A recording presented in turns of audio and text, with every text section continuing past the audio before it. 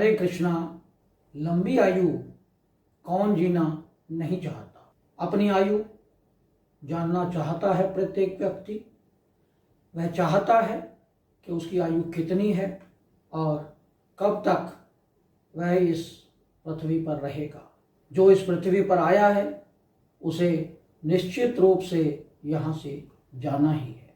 आज हम चर्चा करने जा रहे हैं कि व्यक्ति की एक अप्रॉक्सीमेट आयु कितनी होती है, कैसे कैलकुलेट करते हैं।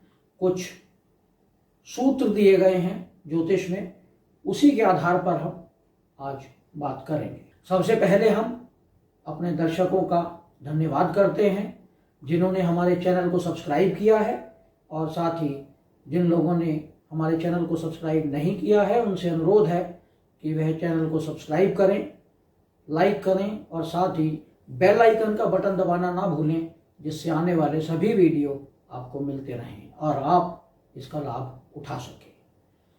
यदि आप हमसे पर्सनल कंसल्टेशन चाहते हैं, अपनी कुंडली विश्लेषण कराना चाहते हैं, तो हमारे दिए गए नंबर पर आप संपर्क कर सकते हैं। तो आइए अब बात करते हैं आयु पर। आयु को ज्योतिष के अनुसार 3 भागों में बांटा गया है: अल्पायु, मध्यम आयु और पूर्ण आयु। अल्पायु यानी 32 वर्ष से कम। 32 वर्ष तक की आयु को अल्प आयु कहा गया है। 64 वर्ष तक की आयु को मध्यम आयु कहा गया है और इससे ऊपर पूर्ण आयु की कैटेगरी में आती है। आज हम विश्लेषण करेंगे लघु पराशरी जो ग्रंथ है उसके आधार पर। सबसे पहले हम बात करते हैं भाव की। तो साइड में जो कुंडली देखेंगे आप, इसमें लिखा है भाव 1। भाव 1 का मतलब है पहला घर, भाव 2 का मतलब है दूसरा घर, और इसमें हम 2 ही भाव को कंसीडर करेंगे, पहला भाव और 8वां भाव। पहला भाव जो हम हैं और 8वां भाव यानी 8th हाउस जो हमारी आयु है, उसके आधार पर कैलकुलेट करेंगे।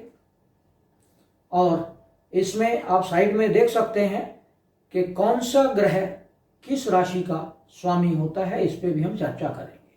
जैसे पहले भाव में आपके कुंडली में लिखा हो 1 नंबर तो उसका स्वामी होता है मंगल, अगर लिखा हो 2 नंबर तो उसका स्वामी होता है शुक्र। तो इस तरह साइड में टेबल में आप देख सकते हैं कि किस नंबर की राशि का स्वामी कौन है। तो आप अपने लगन भाव की यानी पहले भाव की राशि का स्वामी और 8वें भाव की स्वामी का राशि देखेंगे। दूसरा यह है कि पहला भाव, चौथा भाव, 7वां भाव और 10वां भाव यह है केंद्र कहलाते हैं। पहला भाव, 5वां भाव और 9वां भाव इसे त्रिकोण कहते हैं। तो एक सूत्र है जिसमें कहा गया है कि यदि केंद्र में शुभ गुरु हो, उस पे किसी पाप ग्रह की दृष्टि ना हो और उसको अगर शुक्र देखता हो तो ऐसे व्यक्ति दीर्घायु होते हैं। यदि गुरु 11वें भाव में हो और पूर्णिमा का चंद्रमा बुध की राशि में कहीं भी बैठा हो तो व्यक्ति पूर्ण आयु होता है यानी दीर्घायु होता है। चतुर्थ भाव, यदि चतुर्थ भाव में 1 से अधिक शुभ ग्रह बैठे हों और उन पर किसी पाप ग्रह की दृष्टि ना हो तो तब भी व्यक्ति की पूर्ण आयु यानी दीर्घायु होती है। अब हम बात करते हैं लघु पराशरी में दिए गए जैमिनी सूत्रों के आधार पर आयु का निर्णय कैसे किया जाता है। यानी यदि लगन चर राशि में हो, चर राशि का अर्थ होता है 1 नंबर की राशि, 4 नंबर की राशि, 7 नंबर की राशि और 10 नंबर की राशि, यह चर राशियां हैं। ये साइड में आप टेबल में हम दिखा देंगे आपको।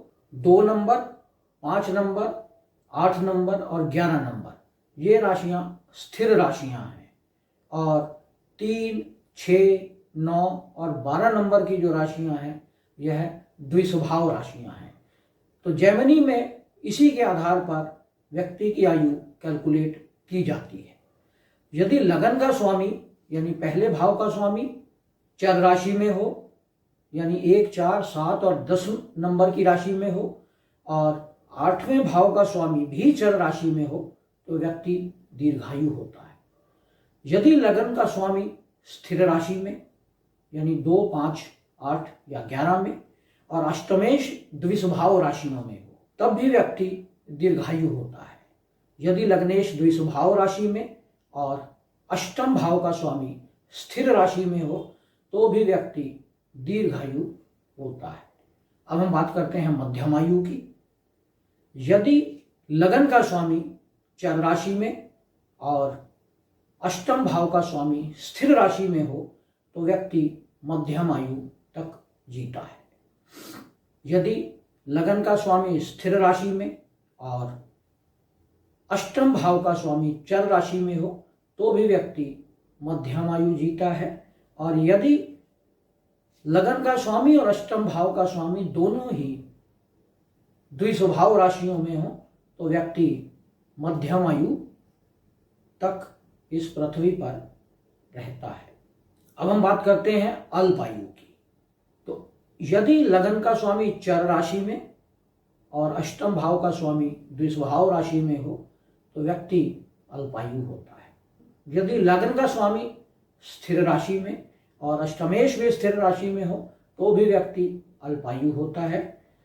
यदि लग्नेश और अष्टमेश, लग्नेश द्विस्वभाव राशि में और अष्टमेश चर राशि में हो तो व्यक्ति अल्पायु होता है।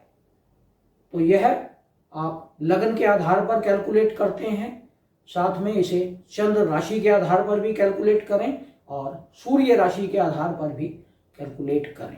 और इनमें से जो भी आपकी अल्पायु, मध्यम आयु या दीर्घायु 2 बार आ जाए तो उसे ही आप फाइनल मान सकते हैं। तो यह था आयु निर्धारण पर किया गया विश्लेषण। यह विश्लेषण आपको कैसा लगा इस पर कमेंट करें। यदि आपने हमारे चैनल को सब्सक्राइब नहीं किया है तो इसे सब्सक्राइब करें, साथ ही बेल आइकन का बटन भी दबाएं जिससे आने वाले सभी वीडियो आपको मिलते रहें। हरे कृष्णा।